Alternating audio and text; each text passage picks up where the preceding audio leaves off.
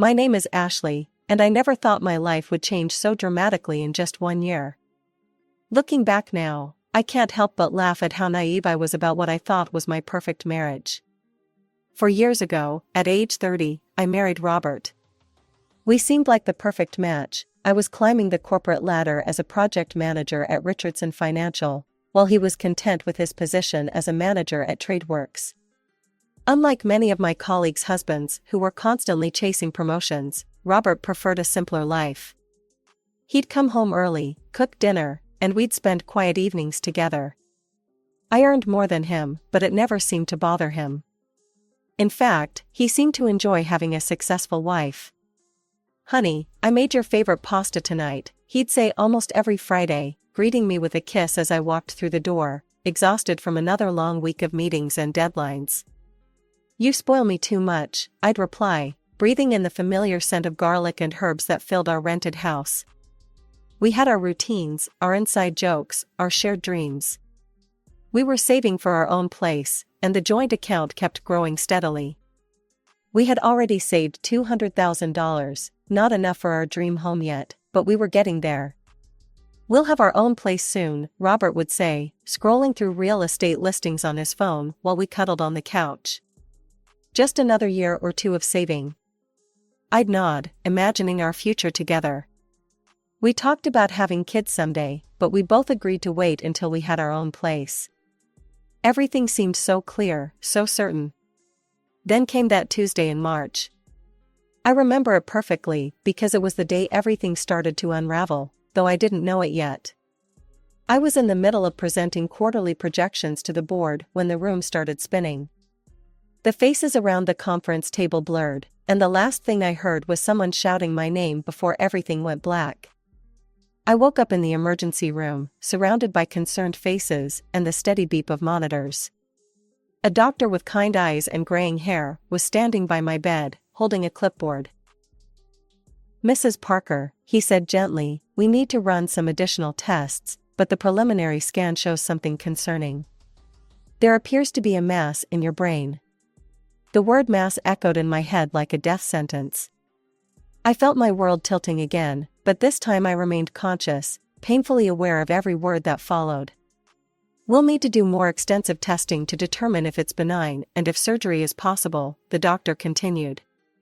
"I need to be honest with you, even if surgery is an option, there's a significant risk of long-term disability." I nodded mechanically, my mind already racing to Robert. How would he take this news?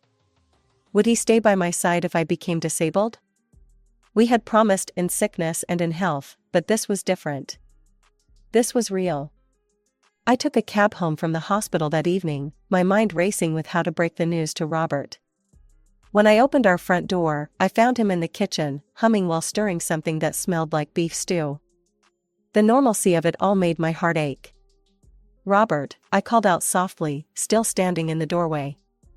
"I need to tell you something."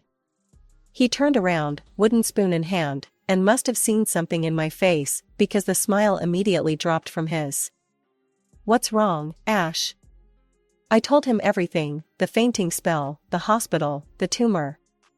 His face grew increasingly pale as I spoke, but what happened next caught me completely off guard. "Will you be able to keep working?" he asked, setting down the spoon. "What happens if you have to quit? Do we have enough money?" I stood there, stunned. My husband had just learned I might be dying or face permanent disability, and his first concern was about money? About my ability to work? "We have our savings," I managed to reply, trying to keep the hurt from my voice. "It should be enough to get us through the initial period. We can figure out the rest later." Right, he nodded, running his hands through his hair. "The savings. Okay." The next few weeks were a blur of doctor's appointments and tests. I tried to maintain my normal work schedule, but it became increasingly difficult. The headaches were getting worse, and some days I could barely focus on my computer screen. "Ashley, you need to take some time off," my boss, Sarah Mitchell, finally said after finding me with my head in my hands one afternoon. "We can arrange for 6 months of medical leave. Your health has to come first." I knew she was right, but being at home all day was harder than I expected. The walls seemed to close in on me as I lay on the couch, wondering if each day might be one of my last. Would I die? Would I survive but never be the same? The questions tormented me endlessly. And then there was Robert's changing behavior. He started coming home later and later, sometimes well past midnight. When I asked him about it, he'd always have the same response. I'm picking up extra shifts, Ash. We need the money for your treatment. You understand, right? I'd nod, too exhausted from my own fears to probe further. Sometimes I'd hear him on the phone in another room, speaking in hushed tones, but I told myself he was probably just dealing with work stuff. My mind was occupied with darker thoughts. What would happen if the tumor was malignant? If I survived but ended up paralyzed? Would Robert stick around to take care of a disabled wife? After weeks of trying to handle everything on my own, I finally broke down and called my mother. I'd been avoiding it, not wanting to worry her at her age. She'd had me late in life and was now in her 70s. But I needed her, more than I'd ever needed her before. Mom, I said when she answered the phone, my voice cracking. I'm sick. As soon as I explained everything, she didn't hesitate. I'm coming over right now, sweetheart. Pack my bag this minute. She arrived the next day. I was having one of my bad days, barely able to make it from the bedroom to the bathroom without getting dizzy. She took one look at me and switched into full mother mode, just like when I was a little girl with the flu. Having Mom there was like being wrapped in a warm blanket. She cooked, cleaned, made sure I took my medications on time, and most importantly, held my hand during the worst moments when the fear became overwhelming. But not everyone was happy about her presence. Robert's face would tighten every time he came home and found her there. He'd force a smile and retreat to the bedroom, or suddenly remember work emails he had to send. Your mother doesn't have to stay here all the time, he said one night when we were alone. I can take care of you. But you're hardly ever home anymore, I pointed out. Because I'm working, he snapped, then immediately softened his tone. I'm working for us, Ash. Mom noticed the tension too. After 2 weeks, she announced she was heading home. You seem stronger now, sweetheart, she said, though I could tell she was reluctant to leave. But I'm just a phone call away if you need me. The next few weeks were a blur of medical tests and clinic visits. The house felt empty without Mom, and Robert was spending even more time away. But I forced myself to focus on my health, on getting through each day, on hoping for good news. Then finally, after what felt like an eternity, I got it. At my latest appointment, my doctor was actually smiling as he looked at my test results. Mrs. Parker, I have good news, he said, and I felt my heart skip a beat. The tumor is benign, and it's in a location where we can safely operate. The risk of complications is minimal. I burst into tears of relief. After all these weeks of uncertainty and fear, there was hope. Real hope. I couldn't wait to tell Robert. Maybe now things could go back to normal. Maybe all his strange behavior had just been stress about my condition. I practically floated out of the hospital, already planning how I would tell him the good news. I decided to head straight home, hoping to catch him before he left for work. I quietly inserted my key into the lock, but before I could open the door fully, I heard his voice from inside. He was talking loudly on the phone, apparently not expecting anyone home at this hour. I can't take it anymore, Sarah. You don't know what it's like living with her, he was saying, his voice filled with disgust. The constant smell of medicines in the house, her sickly appearance, it's just unbearable. My hand froze on the doorknob as he continued. I know. But you should see her now, she's nothing like the woman I married. Always weak, always complaining about headaches. I'm too young to be playing nurse to an invalid. Each word felt like a physical blow. I stood there, listening to my husband disparage me to another woman, my legs trembling beneath me. Yeah, the money situation is being handled. We've got quite a bit in savings. Look, I'll figure something out. I just need to get out of this situation before she gets worse. I pushed the door open fully and stepped into the room. Robert spun around, the phone still pressed to his ear, his face draining of color when he saw me. "I'll call you back," he mumbled into the phone, ending the call. "What was that all about?" My voice came out steadier than I expected. For a moment, Robert just stared at me, caught off guard. Then his expression shifted, hardened. "Well, I guess you heard everything," he said, straightening his shoulders. "Maybe it's better this way. We need to talk." "Talk about what?" I asked, though I already knew what was coming. "I want a divorce, Ashley. And I want half of our savings." He said it so matter-of-factly, like he was discussing the weather.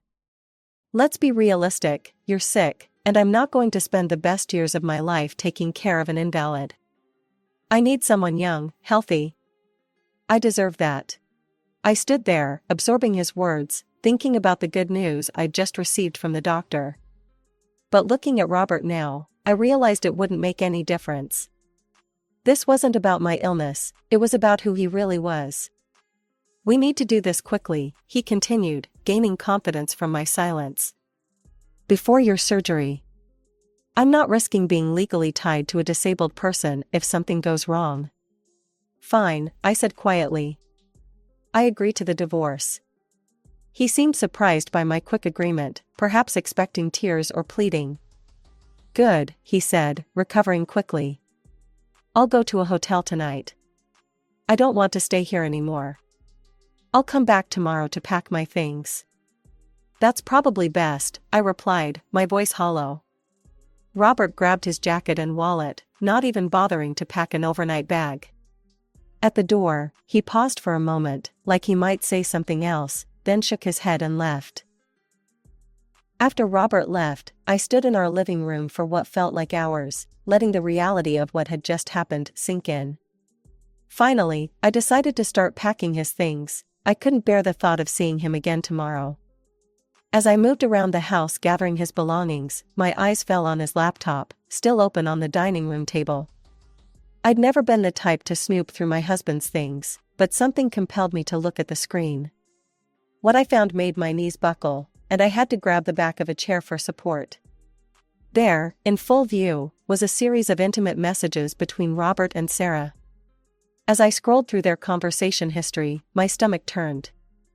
There were explicit photos, intimate details of their encounters, and worst of all, cruel jokes about me. "Poor sick Ashley," Sarah had written.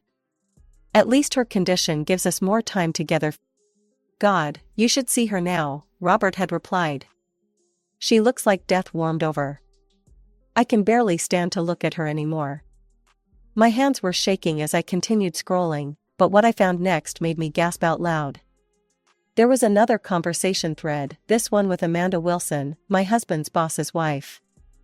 The messages between them were equally intimate, filled with declarations of love and plans for secret meetings. "Does your husband suspect anything?" Robert had asked her. "John's clueless as always," she'd replied. "Too busy with work to notice what's happening under his nose." I felt sick, but I forced myself to keep reading. With trembling hands, I grabbed my phone and started taking pictures of everything, the messages, the photos, the timestamps. Something in me knew this might be important later. The divorce proceedings moved quickly after that. We didn't have much to untangle, no children, no property of our own. The house was rented, and our only joint asset was our savings account with the $200,000 we'd been saving for a down payment on a house. Money that had come primarily from my higher salary, though I'd never minded that imbalance before.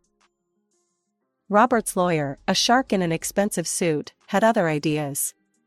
"Your Honor," he argued during the proceedings, "while Mrs. Parker may have contributed more directly to the savings account, my client's contributions to the household were equally valuable. He managed all domestic duties, allowing Mrs. Parker to focus on her career. The money he earned went directly to household expenses, groceries, utilities, daily necessities." I watched as Robert nodded solemnly beside his lawyer, playing the role of the devoted househusband who'd sacrificed his own career advancement for our home. The same man who'd called me a burden just weeks before. The judge agreed with their argument. The court finds that both parties contributed equally to the marriage, albeit in different ways. The savings will be divided equally between Mr. and Mrs. Parker. Just like that, half of our savings, $100,000, went to Robert. The money I'd worked so hard to save, stayed late at the office for, taken on extra projects for, was now being split with the man who'd betrayed me in every possible way. After the divorce was finalized, Robert moved out immediately. I couldn't stay in that apartment either, too many memories, too much pain. My mother welcomed me home with open arms, just as she had when I was a scared teenager after my first breakup. 2 months after the divorce, I finally had my surgery. The procedure went exactly as the doctors had hoped. They successfully removed the tumor, and my recovery began immediately. Each day, I felt a little stronger, a little more like my old self. During my recovery, I stayed with my mother. She was my rock, just as she'd always been, but I started noticing she seemed more tired than usual. One evening, as we sat in her cozy living room drinking tea, she took my hand. "Ashley, sweetheart, I need to tell you something," she said, her voice gentle but firm. "I've made a decision about my future. I found a wonderful nursing home, Sunset Gardens. It's peaceful, has excellent care, and I've already paid for my stay there." She squeezed my hand. "I want to spend my remaining years somewhere I won't be a burden." "Mom, you're not a burden."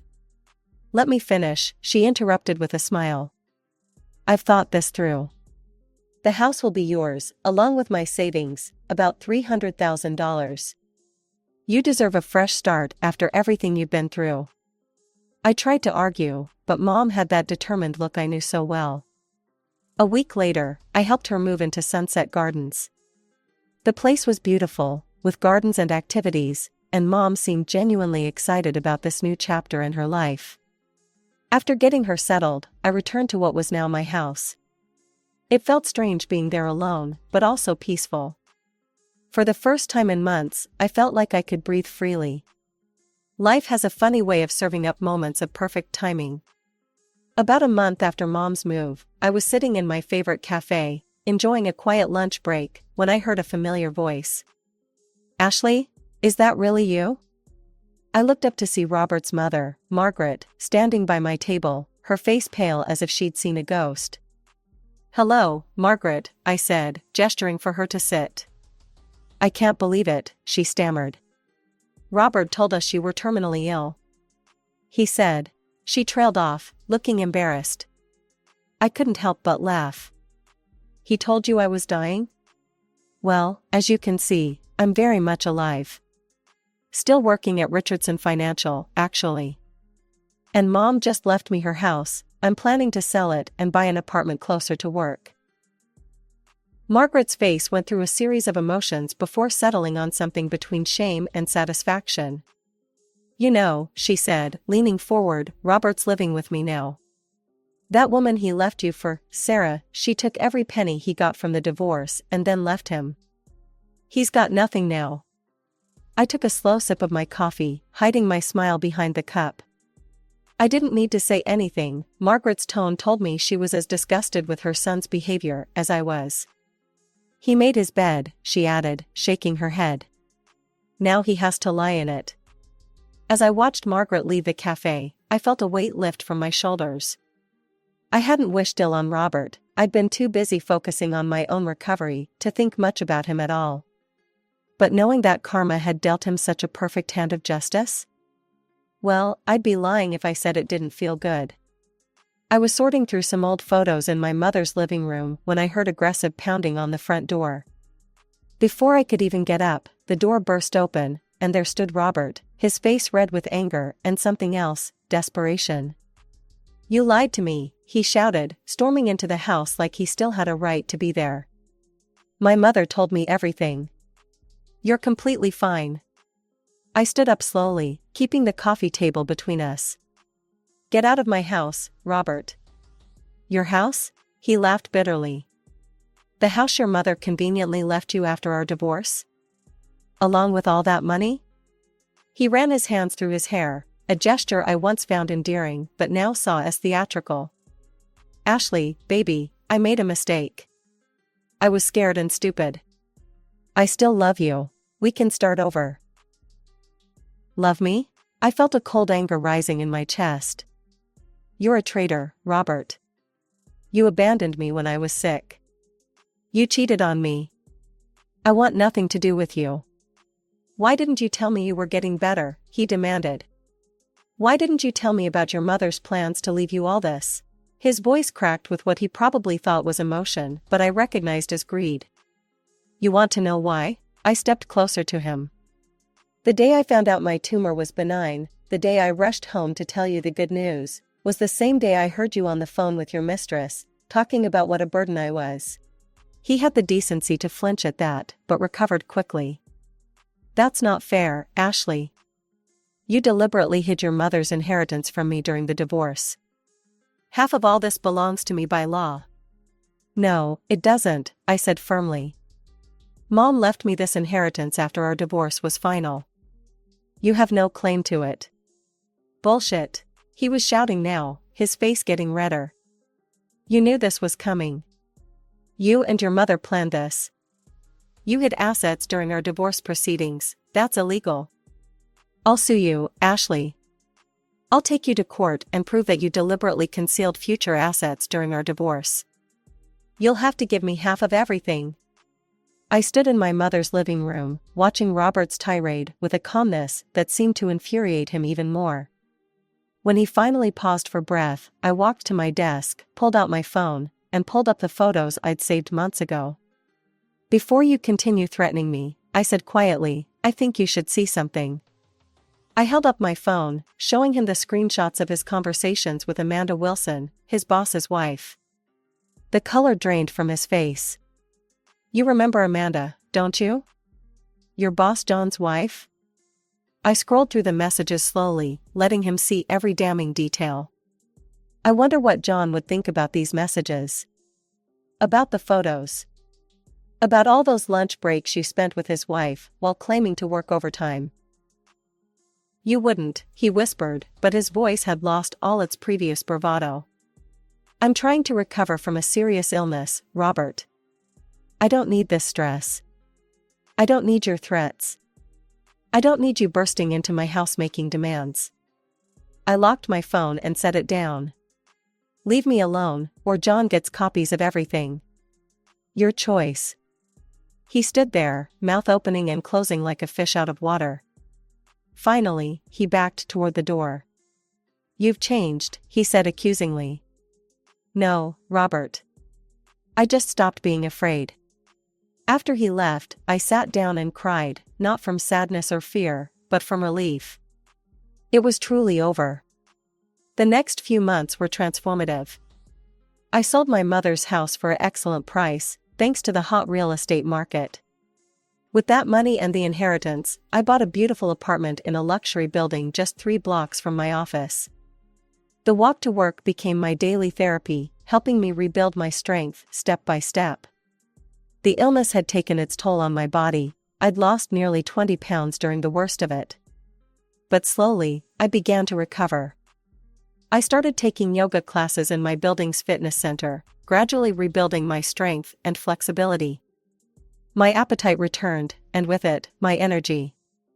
My boss proved to be more understanding than I could have hoped for. Take all the time you need, she told me during my first week back. We're just glad to have you back with us. She arranged for me to work flexible hours, allowing me to attend my follow-up appointments and therapy sessions without stress. Sometimes, on my morning walks to work, I'd catch my reflection in the sleek glass buildings and barely recognize myself. Not because of the weight loss or the small scar hidden beneath my hair, but because of the confidence in my stride, the straightness of my spine, the lift of my chin.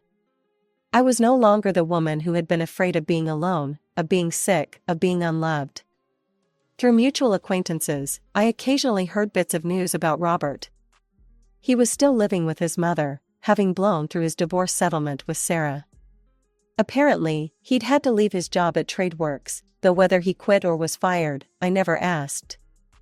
It didn't matter anymore. My mother thrived at Sunset Gardens, making new friends and taking up watercolor painting. I visited her every Sunday, and we'd sit in the garden, drinking tea and talking about everything and nothing. She never said "I told you so" about Robert, never reminded me that she'd had doubts about him from the start. Instead, she would smile at me with pride and say, "You're blooming, sweetheart." She was right. Like the potted orchid on my new apartment's windowsill, a housewarming gift from my team at work, I was blooming. The tumor, the betrayal, the divorce, they hadn't destroyed me. They had forced me to grow stronger roots,